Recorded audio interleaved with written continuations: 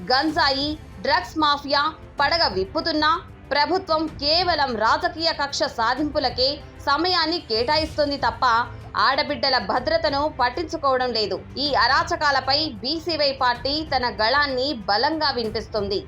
Party అధినేత రామచంద్ర యాదవ్ కూటమి ప్రభుత్వ తీరును తీవ్రంగా ఖండిస్తున్నారు.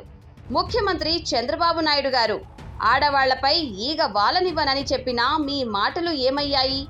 డిప్యూటీ సీఎం పవన్ కళ్యాణ్ గారు మహిళలకు రక్షణ కవచంలా ఉంటామన్నా మీ హామీలు ఎక్కడ పోయాయి? అధికారం కోసం ఆశలు చూపి ఇప్పుడు ఆడబిడ్డలు బజారున పడుతుంటే ఏం సమాధానం చెబుతారు అని బీసీవై పార్టీ సూటిగా ప్రశ్నిస్తోంది. పోలీసులను కేవలం ప్రతిపక్ష నాయకులను వేధించడానికే వాడుకుంటూ శాంతి భద్రతలను గాలికి వదిలేశారు. నేరగాళ్లపై కఠిన చర్యలు తీసుకోవడంలో జాప్యం వల్ల వారు మరింత బరితెగిస్తున్నారు.